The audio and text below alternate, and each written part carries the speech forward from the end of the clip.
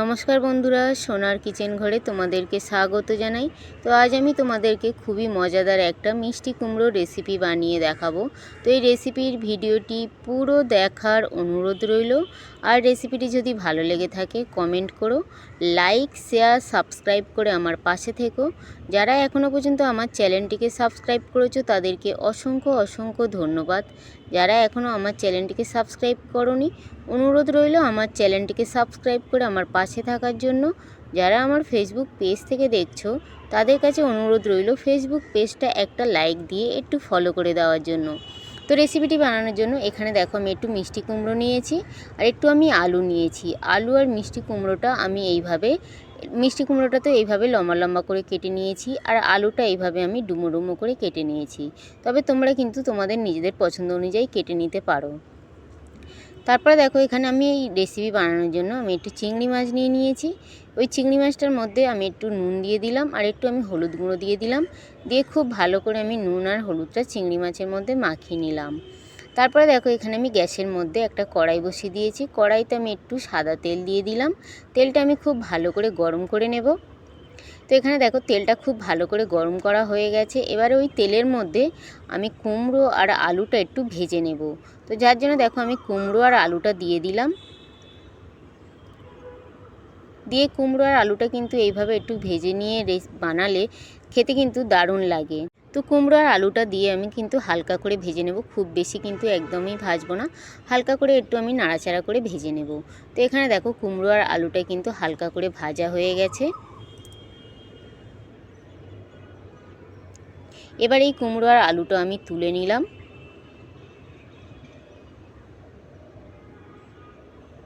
তো এখানে কুমড়ো আর আলুটা তুলে নাও। ওই তেলের মধ্যে আমি যে চিংড়ি মাছটার মধ্যে নুন আর হলুদ মাখিয়ে রেখেছিলাম ওই চিংড়ি মাছটা আমি দিয়ে দিলাম। দিয়ে চিংড়ি মাছটা আমি হালকা করে একটু ভেজে নেব। চিংড়ি মাছটা কিন্তু খুব বেশি কড়া করে ভাজবো না, খুব বেশি কড়া করে ভাজলে কিন্তু চিংড়ি মাছের একদমই স্বাদ থাকে না। তো যার জন্য আমি চিংড়ি মাছটা কিন্তু একদম হালকা করে ভেজে নেব। তো এখানে দেখো চিংড়ি মাছটা আমার ভাজা হয়ে গেছে। চিংড়ি মাছটা আমি উঠিয়ে নিলাম। কুমড়ো দিয়ে চিংড়ি মাছের রেসিপি তো তোমরা অনেকে অনেক রকমভাবে বানিয়ে খেয়েছো, আজ আমি একটু অন্যরকম করে বানাবো। তো তারপরে দেখো চিংড়ি মাছটা উঠিয়ে নেওয়ার পরে ওই তেলের মধ্যে আমি একটা তেজপাতা দিয়ে দিলাম। আর আমি একটু পেঁয়াজ কেটে রেখেছিলাম, ওই পেঁয়াজটা আমি দিয়ে দিলাম। দিয়ে পেঁয়াজটা তেজপাতাটা আমি এই তেলের মধ্যে দিয়ে একটু ভেজে নেব। তবে পেঁয়াজটা কিন্তু খুব বেশি লাল লাল করে ভাজবো না। তো এখানে দেখো পেঁয়াজটা কিন্তু আমি হালকা করে ভেজেছি। তো পেঁয়াজটা কিন্তু হালকা করে ভেজে নেওয়ার পরে ওই পেঁয়াজ ভাজার মধ্যে আমি একটু আদা রসুন বাটা দিয়ে দিলাম। আদা রসুন বাটাটা দিয়ে আবারও আমি কিছুক্ষণ নাড়াচাড়া করে নিলাম যাতে আদা রসুনের কাঁচা গন্ধটা চলে যায়। তারপর আমি একটা টমেটো কেটে রেখেছিলাম, ওই টমেটোটা আমি দিয়ে দিলাম।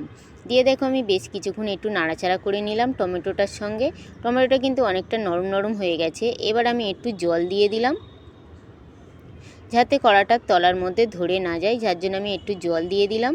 জলটা দেওয়ার পরে আবারও আমি টমেটোগুলো খুব ভালো করে একটু নাড়াচাড়া করে নিলাম। নেওয়ার পরে এবারে এই মশলার মধ্যে আমি কিছু শুকনো উপকরণ দেব।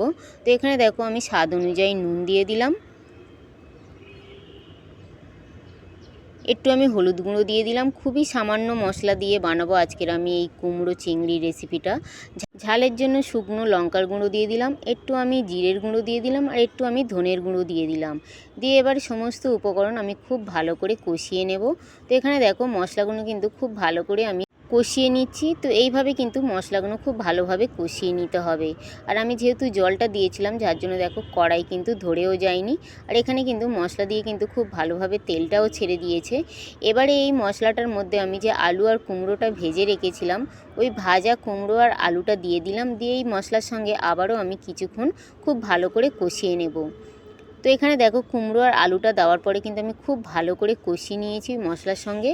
আর এখানে কিন্তু মশলা দিয়ে তেলও ছেড়ে দিয়েছে। এবারে আমি এই কুমড়ো আলুর মধ্যে পরিমাণ মতন আমি জল দিয়ে দেব।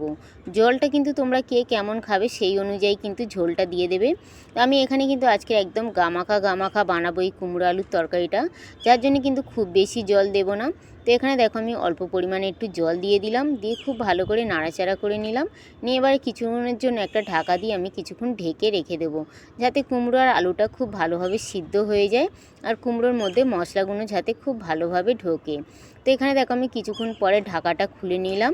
নেওয়ার পরে দেখো জলটা কিন্তু এখানে অনেকটা পরিমাণে কমে গেছে।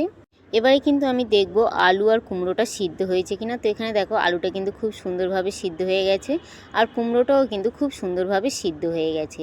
কুমড়ো আর আলু সিদ্ধ হয়ে যাওয়ার পরে আমি যে চিংড়ি মাছটা ভেজে রেখেছিলাম, এবারে আমি ওই চিংড়ি মাছটা দিয়ে দিলাম আর একটু চিনি দিয়ে দিলাম। মিষ্টি কুমড়োর মধ্যে একটু চিনি না দিলে খেতে কিন্তু একদমই ভালো লাগে না। তবে যদি তোমাদের পছন্দ না হয় তোমরা কিন্তু চিনিটা নাও দিতে পারো।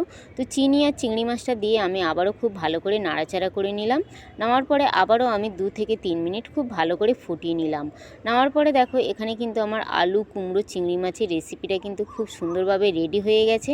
আর কত সুন্দর দেখো দেখতে লাগছে, আর গরম গরম ভাতের সঙ্গে খেতে কিন্তু দুর্দান্ত লাগে। তো আমি গ্যাসটা বন্ধ করে দিলাম। এবার কিন্তু আমার পরিবেশন করার জন্য পুরো রেডি আলু চিংড়ি মাছ কুমড়ো রেসিপি।